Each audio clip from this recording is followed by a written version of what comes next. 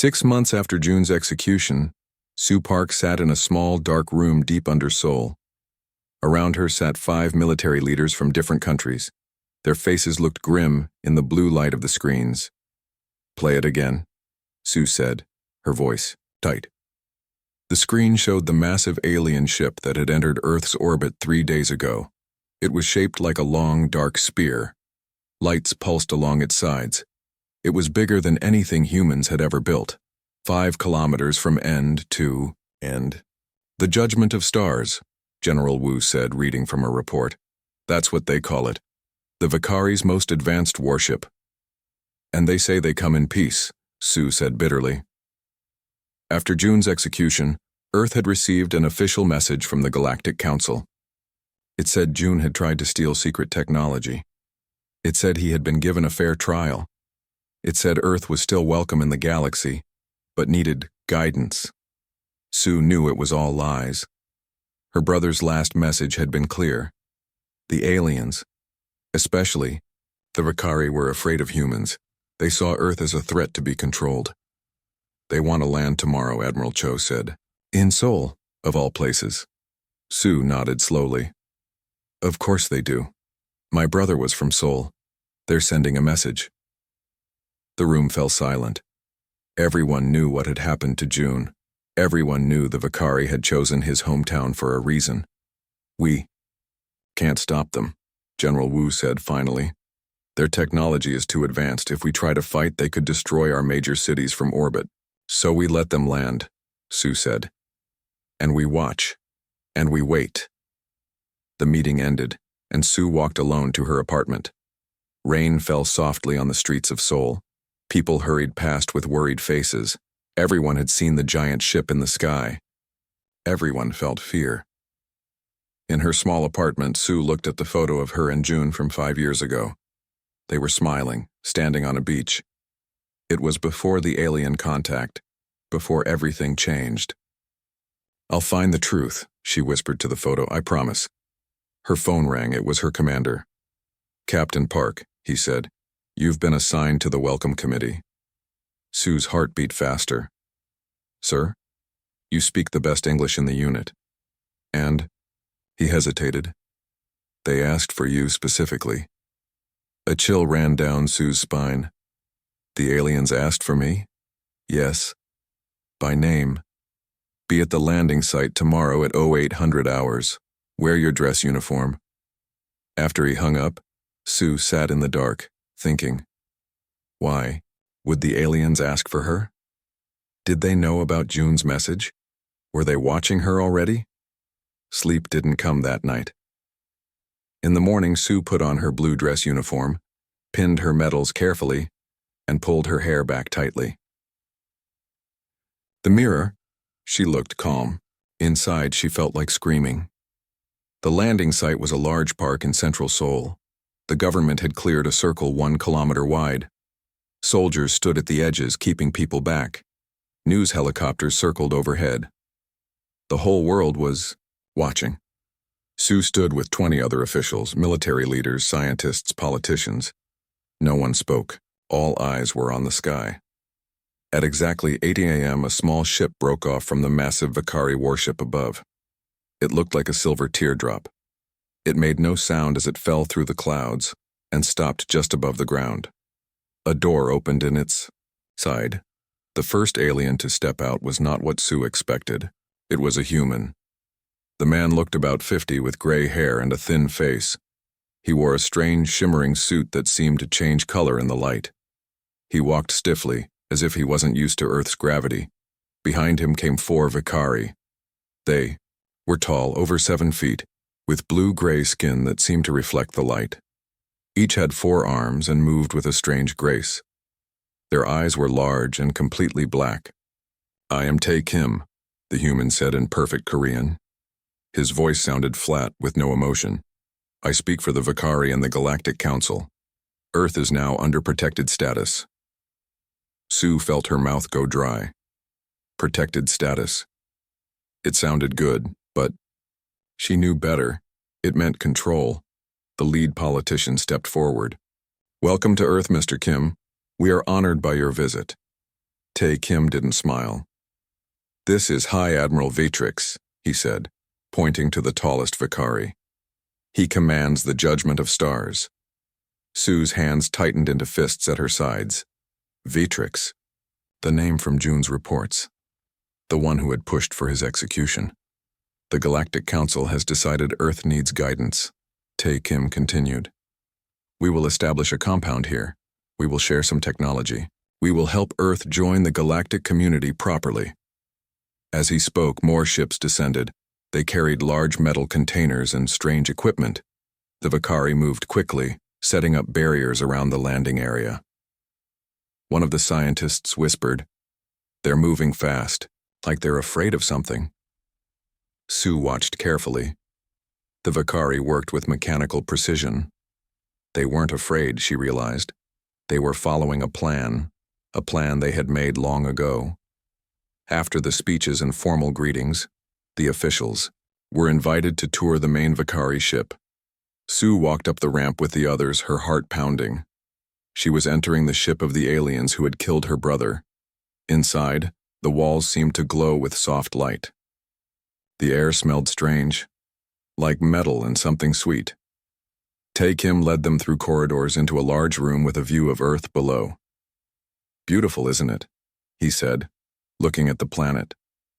"The Vicari will protect this beauty." "Mr. Kim," Sue said, speaking for the first time. "You're human. How did you come to work with the Vicari?" Everyone turned to look at her. Tae Kim's eyes narrowed slightly. "I left Earth 30 years ago," he said. "On one of the first deep space missions. My ship was found by the Vicari. They showed me the truth about the galaxy. They enlightened me." There was something wrong with how he spoke, Sue thought, like he was reading from a script. "And what truth is that?" she asked. High Admiral Vetrix stepped forward. When he spoke, his voice came through a translator device on his chest. "The truth that order must be maintained," he said. "Young races must be guided firmly, for their own good." His black eyes fixed on Sue, and she felt like he could see right through her. "Captain Park," he said, "your brother did not understand this truth. I hope you are wiser." The room went silent. No one had mentioned June. No one had said Sue was his sister. "I always try to learn from others' mistakes," Sue said carefully. Vetrix made a sound that might have been laughter. "Good. You will be our main contact with Earth's military forces. We will speak often." The tour continued, but Sue barely noticed the amazing technology around her. Her mind was racing. The Vicari knew who she was. They were watching her, and they had put her in a position where she would have to work with them closely. As they left the ship, Sue noticed workers unloading strange devices from the smaller ships. They looked like metal trees, about 10 feet tall, with glowing blue pods at the ends of their branches. "What are those?" she asked Tae Kim. "Atmospheric harmonizers," he said. "They will clean your air, remove pollutants, a gift from the Vicari." But Sue saw how carefully the aliens handled the devices, how they wore protective suits when installing them. This was no gift. That night, Sue used her military clearance to access a secure room with scanning equipment. She had managed to take a small piece of metal from one of the harmonizers when no one was looking. The scan results made her blood run cold. The device wasn't cleaning the air. It was changing it, adding small amounts of chemicals. Chemicals that weren't harmful yet, but over time, her brother's last words echoed in her mind. "They're coming." Now they were here, and Sue knew she was the only one who understood the danger. The invasion had begun, not with weapons and soldiers, but with gifts and protection, and soon the air itself would become a weapon against humanity. June Park stood at the window of the space station looking at the stars. His heart beat fast in his chest. Tomorrow he would be the first human to speak to the Galactic Council. The weight of Earth's future rested on his shoulders. "Are you ready?" asked Captain Han, walking up beside him. June nodded slowly. "As ready as I can be." The journey here had taken 3 months. Earth had only discovered faster-than-light travel 5 years ago. When they sent out their first signals to the stars, the Galactic Council had answered. Hundreds of alien races working together, sharing technology and resources. They invited Earth to send one person to speak for all humans. Earth's governments picked June because he learned languages quickly and stayed calm under pressure. He was only 32 years old, but he had already worked on peace talks in 3 war zones. "Your sister called again," Captain Han said, handing June a small screen. "She left a message." June smiled as he pressed play. Sue's face appeared on the screen. She wore her military uniform, her black hair pulled back tightly. "Hey, big brother," she said with a small smile. "Good luck tomorrow. Don't forget what Dad always said. Speak the truth, but speak it wisely. I'm proud of you." "We all are." The message ended. June felt a lump in his throat. His sister had always been the strong one. After their parents died in the Bangkok floods, 10 years ago, Sue had joined the military while June went into diplomacy. Both of them wanted to make the world better in their own way. "You should get some sleep," Captain Han said. "Big day tomorrow." But sleep didn't come easily that night. June lay awake thinking about all he had learned about the Council. 50 major races and over 200 minor ones. Some had been traveling the stars for thousands of years. Humans were babies compared to them. What worried June most was the Vakari. They were one of the oldest races in the Council and one of the most powerful. In the briefings he had studied, they seemed to look down on newer races. They had sleek blue-gray skin and 4 arms. Their ships were the fastest in known space. And from what June could tell, they controlled much of the Council's decisions. Morning came too quickly. June put on his formal black suit and took several deep breaths. He checked his translator device one last time. "The shuttle is ready, sir," said a young crew member at his door. The ride to the Council station was short. When June stepped off the shuttle, he tried not to stare. Aliens of all shapes and sizes moved through the huge docking bay. Some floated in bubbles of liquid. Others crawled on many legs. Some looked almost human, while others were so strange June couldn't even guess which part was their face. An alien with pale green skin and large eyes met him. "Welcome, Human Envoy Park. I am Teller, your guide. The Council awaits you." June followed. Teller through long halls with high ceilings. They passed rooms where aliens talked in strange languages. Some turned to look at him. June heard his translator catch bits of conversation. The human representative. "Primitive species. Should not be here yet." Finally, they reached a massive door made of some kind of dark metal. "Wait here," Teller said. "Enter when the doors open." June stood alone, straightening his tie. He thought of Earth, of his sister, of all the people counting on him. "Speak the truth, but speak it wisely," he whispered to himself. The doors swung open silently. The Council chamber was huge, shaped like a bowl with rows of seats rising up all sides. In the center was a small platform. That was where June needed to stand. As he walked to the center, he felt hundreds of alien eyes watching him. Some whispered to each other. Others sat completely still. At the highest point of the chamber sat 7 aliens. These were the High Counselors. In the middle was a Vakari taller than the others with skin that seemed to shimmer in the light. "Human Envoy June Park," a voice boomed across the chamber. "You stand before the Galactic Council representing planet Earth. You may speak." June took a deep breath and began the speech he had prepared for months. "Honorable counselors, distinguished representatives, I bring greetings from Earth. We are young among the stars but eager to learn and contribute. Humanity offers its friendship, its creativity, and its desire for peaceful cooperation with all peoples of the galaxy." As he spoke, June noticed something strange. Some of the aliens seemed interested, even friendly. But the Vakari High Counselor stared at him coldly. And more concerning, many of the council members seemed to already know what he was going to say, as if they had heard it all before. When June finished his speech, there was a moment of silence. Then the Vakari spoke. "Fine. Words, Human Envoy. But words are easy. Actions reveal truth. The Vicari's voice was deep and smooth. "Tell us, what does Earth bring to the Council besides words?" June felt sweat on his forehead. This wasn't going as planned. "Earth brings new perspectives, High Counselor. We have solved problems in ways your older civilizations might not have considered. Our art, our music, our art, music?" The Vicari made a sound like laughter. "The Council does not need entertainers. We need races who can contribute technology, resources, military strength." Another counselor, a small being with 6 eyes, spoke up. "The human speaks well, Counselor Vetrix. They should be given time to prove themselves." Vetrix, the Vicari, made a dismissive gesture with one of his 4 hands. "They have been given the standard probationary status. We will send observers to Earth as is protocol." June felt relief wash over him. At least Earth wasn't being rejected outright. The meeting continued for hours. June answered many questions about Earth. Some seemed simple, others felt like traps. By the end, he was exhausted but thought he had done well enough. As the session ended, Teller returned to guide him out. "You have been assigned quarters on the station," Teller said. "The Council will meet with you again in 3 days." That night, unable to sleep, June decided to explore the station.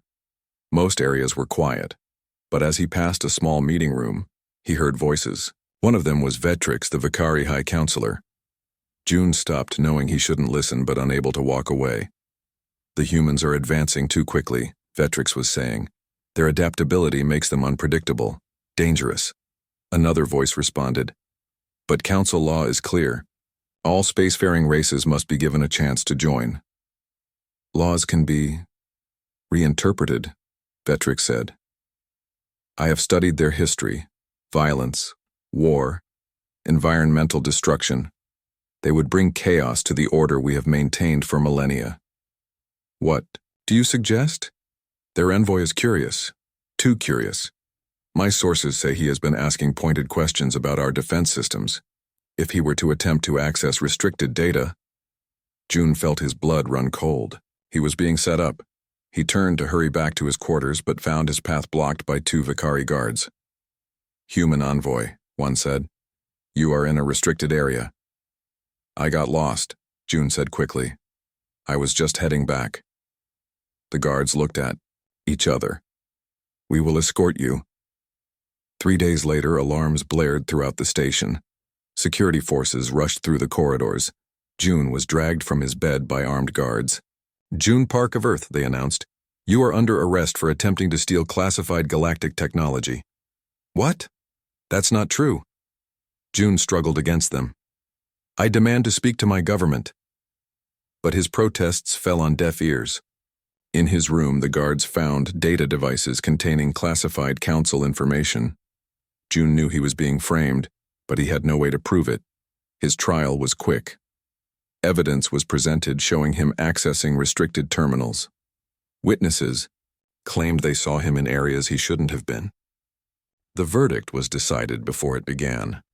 As the Council pronounced his sentence, death, June realized the terrible truth.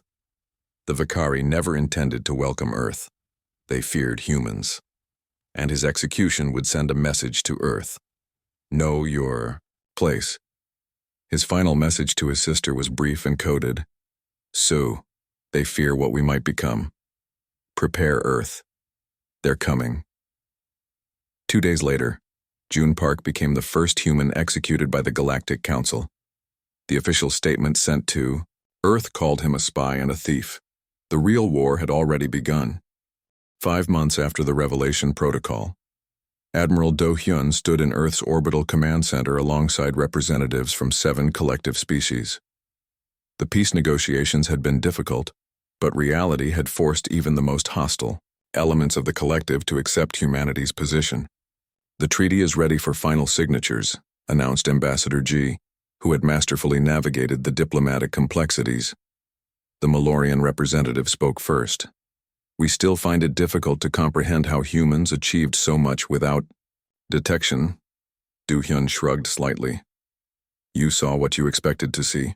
Your surveys classified our potential colony worlds as uninhabitable. Your intelligence services dismissed our technological capabilities. When we tried to engage diplomatically, we were treated as primitive curiosities. "So you built an empire in the shadows," said the Parisian moderator. "We built an empire in plain sight," G corrected. "We filed every colonial charter, registered every outpost. The assembly simply never bothered to connect the dots because humans weren't considered worthy of serious attention. The treaty before them established a new galactic order. The Terrans had been censured by the assembly and forced to pay reparations. For their unprovoked attacks, human territorial claims were fully recognized. Most importantly, technology exchange protocols had been established, under careful controls. As the various representatives applied their signatures, Do-hyun reflected on the strange path that had led here. Humanity's greatest advantage had been their dismissal by others. Developing in isolation, they had explored technological avenues the collective had abandoned millennia ago, creating capabilities that had proven devastatingly effective. There is still much tension to resolve, the Malorian noted. Many in the collective fear what humans might become. And many humans fear what the collective might do, Do-hyun replied. But fear is a poor foundation for policy. We prefer cooperation where possible, strength where necessary. After the ceremony concluded, Do-hyun found himself alone with Ji. On the observation deck looking down at Earth. "Was it worth it?" she asked quietly. "The secrecy, the preparation, the lives lost when they discovered us?" Do-hyun considered the question seriously. "We had no choice but to expand. Earth was dying a century ago. But how we expanded, perhaps we could have been more open, less paranoid. Or perhaps not," Ji countered. "The Terrans attacked the moment they realized our true capabilities. Without our preparations, that attack might have succeeded." They stood in silence, watching their homeworld turn below them. Humanity had built something remarkable from desperation and ingenuity. They had fought when necessary. Now came the harder part, building a lasting peace with species who viewed the universe very differently. "The treaty is just the beginning," Do-hyun said finally. "Now we need to prove we can be valuable allies, not just dangerous enemies." Ji smiled slightly. "If there's one thing humans excel at, it's adapting to new circumstances." Beyond Earth's atmosphere, construction had already begun on the first joint human collective research station. The war had been brief but decisive. The empire humanity had built would now step fully into the light, ready to shape the galactic future rather than merely survive it. The night was dark and cloudy as four small figures moved silently toward the Vakari landing pad. Sue led the way, with Dae, Jin, and a resistance fighter named Min close behind. Each wore black clothing and carried a small backpack with equipment. More importantly, each wore Jin's special device on their wrists. The devices looked like thick watches but contained advanced technology based on June's data. They would mask the human's DNA signatures for 6 hours, hopefully long enough for the mission.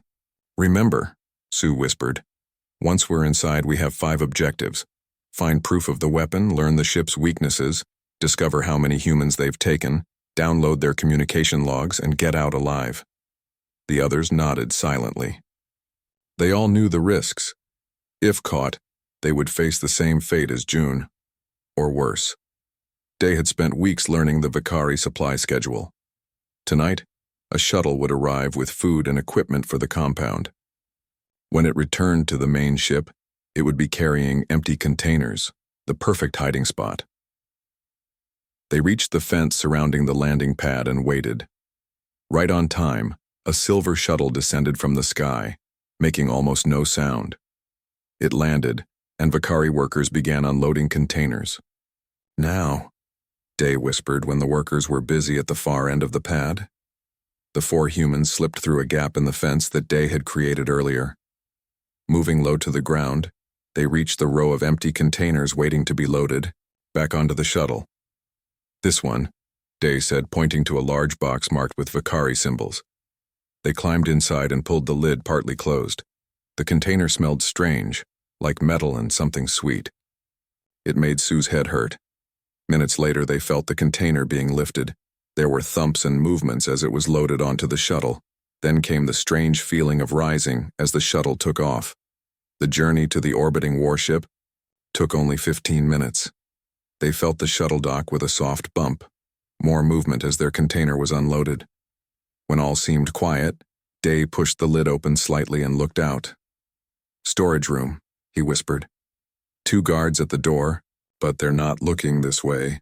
They waited until the guard stepped outside for a moment, then quickly slipped out of the container and hid behind tall shelves filled with alien equipment. Sue checked her wrist device. It glowed green, showing the DNA masking was working. 5 hours 30 minutes left, she said. Jin pulled out a small tablet. "I've downloaded the ship's layout from June's data. It's not complete, but it should help." "The weapon would be near the center of the ship," Sue said, looking at the tablet. "And they'd keep any humans in the medical section." They moved to the door and looked out into a wide corridor. The ship's interior was beautiful in a strange way. Smooth walls that seemed to glow from within, curved ceilings that changed color slowly, floors that absorbed sound. Using Jin's map, they made their way deeper into the ship. Twice they had to hide as Vakari passed by. The aliens didn't notice them, proving the masking devices were working. "Medical section should be 2 levels down," Jin whispered, pointing to a circular area on his tablet. They found a lift that moved, between levels, not just up and down but sideways too. It was disorienting, but soon they were outside the medical section. The door was locked. "I can bypass it," Jin said, pulling tools from his backpack. "But it will take time." "We'll keep watch," Sue said as Jin began working on the door's control panel. 5 minutes later, the door slid open silently. What they saw inside made them freeze in horror. The large room contained hundreds of glass tubes, each holding a sleeping human. Men, women, even some children, floating in clear liquid, with tubes and wires connected to their bodies. "My God," whispered Min, his face pale. "What are they doing to them?" Jin moved to a control panel and began accessing data.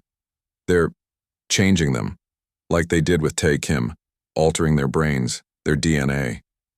His voice shook. "These people were reported missing over the last 3 months. The Vakari took them." Sue felt sick but forced herself to focus. "Download everything," she told Jin. "This is exactly the proof we need." As Jin worked, Sue and the others moved among the tubes, looking at the sleeping faces. In one, Sue recognized a journalist who had been asking questions about the harmonizers before disappearing. Suddenly, an alarm began to blare. "Not us," Day said quickly. "Different area of the ship." Jin finished downloading the data. "Got it all. Let's move." They left the medical section and continued deeper into the ship, following Jin's map toward the center. The alarm stopped, but now there was more movement. Vakari rushing through the corridors. "Something's happening," Sue said. "We need to hurry." They reached a heavily guarded door. 10 Vakari soldiers stood outside it. "That must be the weapon." "Control room," Jin whispered. "But we can't get past those guards." Day pointed to a small maintenance tunnel to their left. "That might go around them." The tunnel was tight and dark. They crawled for what seemed like forever, the walls pressing in around them. Finally, it opened into a small room filled with humming machinery. "We're under the control room," Jin said, looking at his tablet. "These are power conduits for the main systems." Sue looked up. Through a grate in the ceiling, they could see into the control room above. Vakari officers moved around a central platform where a holographic image showed Earth rotating slowly. High Admiral Vetrix stood at the center, giving orders. Beside him was Tae Kim, the human who worked for the Vakari. "The changes to the atmosphere are progressing too slowly," Vetrix was saying. "There is resistance. Humans are avoiding the areas with harmonizers." "Then we should proceed to the final stage," Tae Kim said in his flat voice. "The gravitational compressor is ready." Vetrix made a gesture with his upper arms. "Not yet. We need more subjects first. The conversion process requires test subjects to perfect." "And if Earth resists further?" asked another Vakari. "Then we will use the compressor as a demonstration," Vetrix said. "Target a small, unpopulated area. Show them our power. Sue felt cold fear in her stomach. They were talking about using the weapon on Earth. "We need to record this," she whispered. Jin was already working, using a small device to capture the conversation and the images of the control room. "Getting it all," he said. Suddenly, Kim stopped talking and looked around as if sensing something. "There are intruders on the ship," he said. The Vicari officers moved quickly, checking screens and giving orders. "The masking devices," Jin whispered urgently. "They're starting to fail earlier than I calculated." Sue checked her wrist. The green light was now blinking yellow. "We have what we need," she said. "We need to go. Now." They crawled back through the maintenance tunnel as quickly as they could. Behind them, they heard the alarm start again, louder this time. "They're looking for us," Day said as they emerged back into the corridor. "The shuttle bay is 3 levels up." They ran through the corridors, no longer trying to hide. Their only hope was to reach the shuttle bay before being caught. Turning a corner, they came face to face with 4 Vicari soldiers. The aliens raised their weapons. "Go!" Day shouted, pulling out a small device from his pocket. "I'll hold them off." Before Sue could stop him, Day activated the device, a sonic weapon, based on June's data, designed to incapacitate Vicari. The high-pitched sound made the aliens drop to their knees, covering their ear holes in pain. "The shuttle bay is that way," Day said, pointing. "I'll create a diversion elsewhere. Take this." He handed the sonic weapon to Sue. "There's only enough power for one more use. Make it count." Sue began. "Go," he shouted. "Get that data to Earth. It's our only chance." With pain in her heart, Sue nodded. She, Jin, and Min continued toward the shuttle bay while Day ran in the opposite direction, drawing attention away from them. They reached the shuttle bay just as their masking devices failed completely. The yellow lights turned red and died. "There!" shouted a Vicari voice behind them. More soldiers appeared, weapons raised. Sue aimed the sonic weapon and activated it. The sound was painful even to human ears, but it dropped the Vicari instantly. "The shuttle!" Jin pointed to a small craft, sitting on the launch pad. They ran for it, reaching the door just as more Vicari entered the bay from another entrance. "Get in!" Sue shouted, pushing Jin and Min inside. "Start it up!"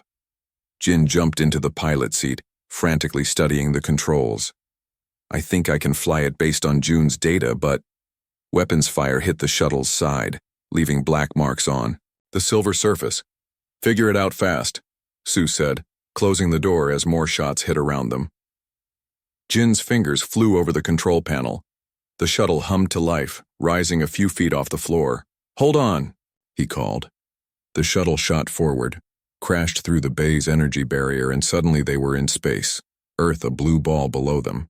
Behind them, the massive Vicari ship began to turn. "They're coming after us," Min said, looking at the rear scanners. "I'm taking us down as fast as I can," Jin said, his face tense with concentration. "But this ship isn't designed for atmosphere entry without preparation."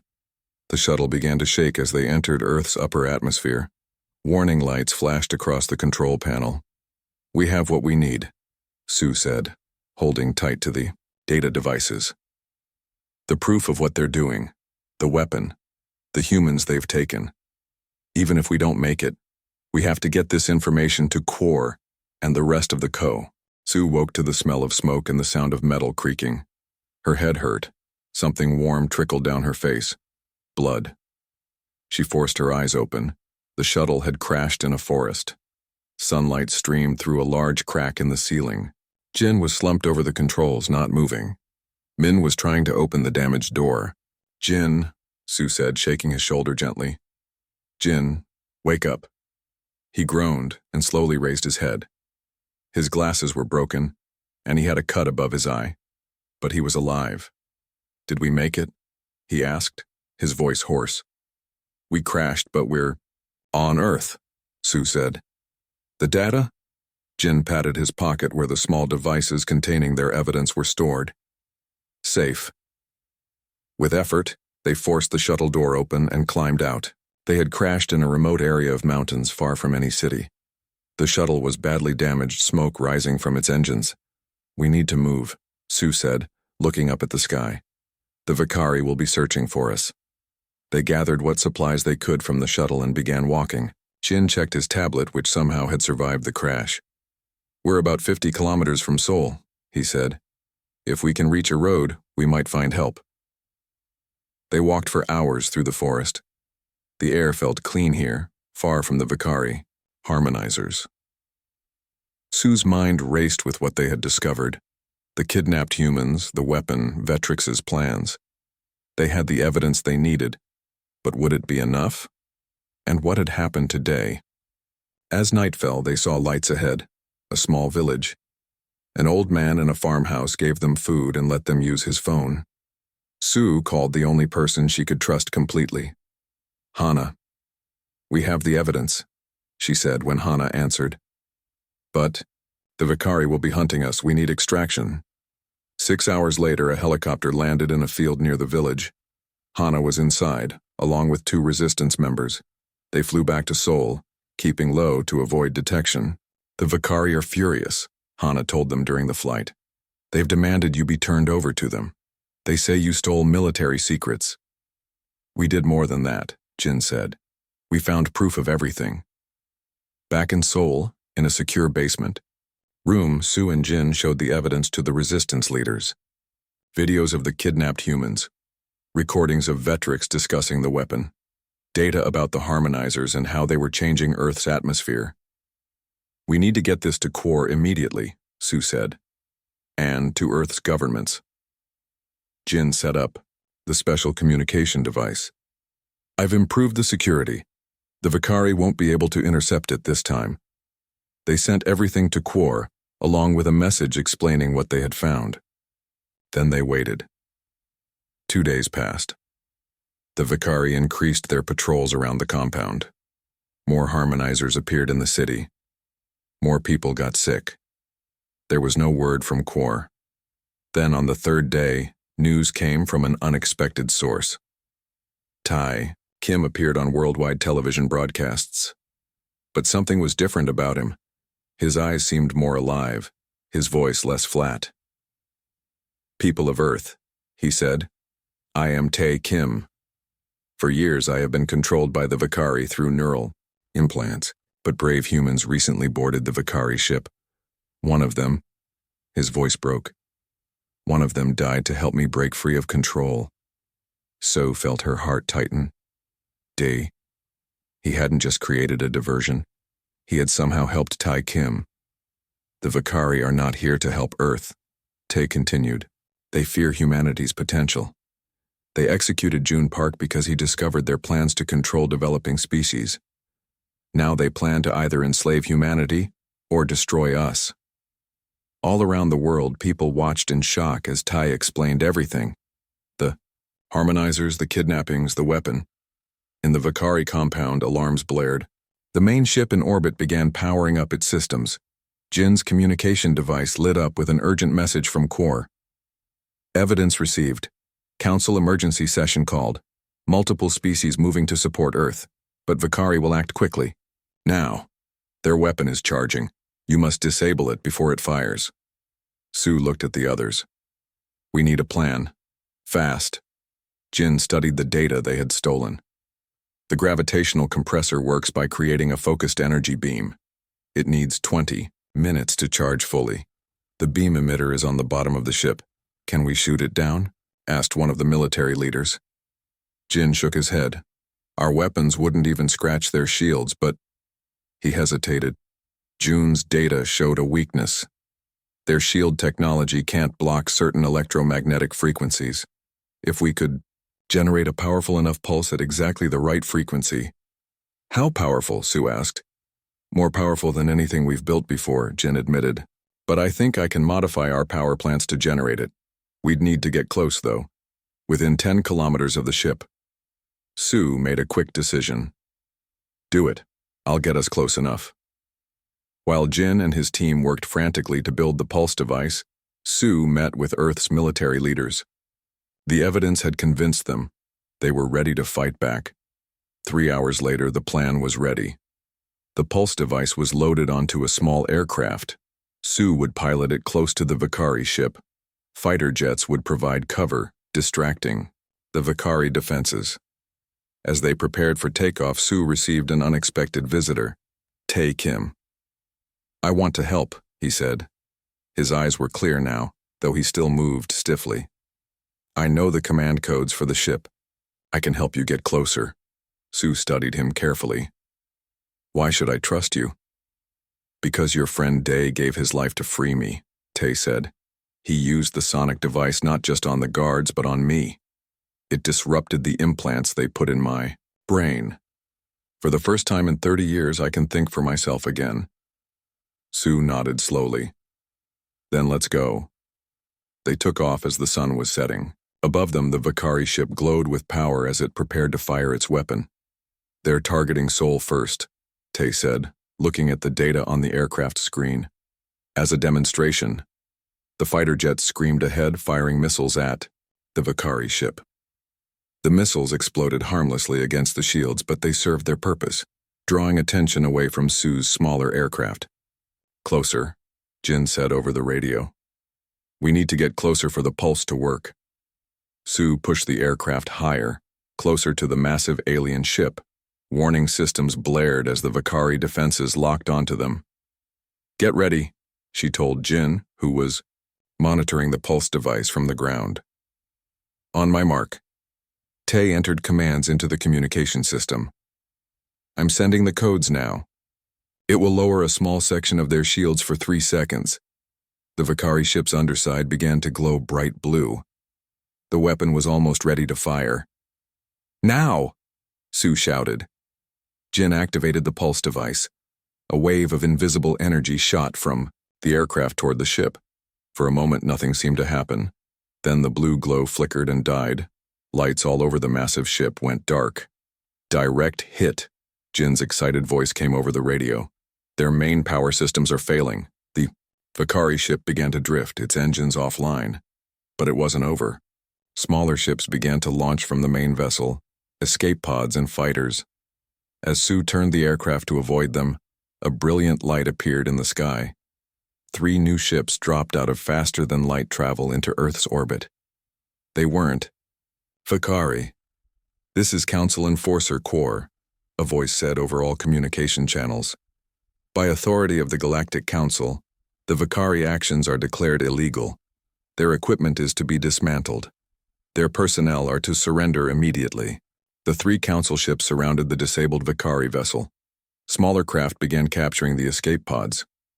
On the ground, Vakari and the compound laid down their weapons as Earth forces moved in. 1 week later, Sue stood in a large meeting room with representatives from Earth's governments.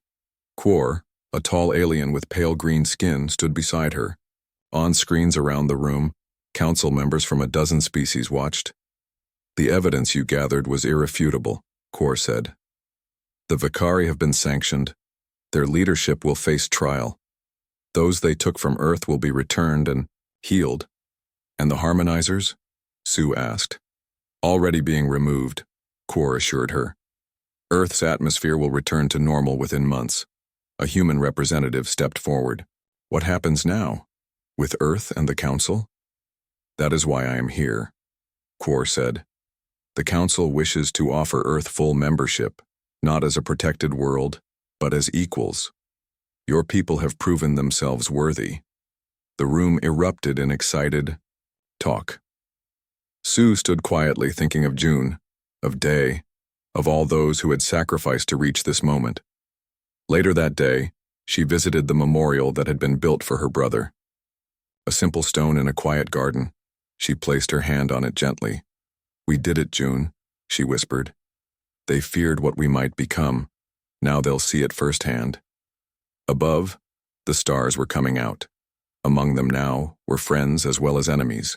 Humanity had faced its first great galactic challenge and survived. Whatever came next, they would face it together, as equals among the stars.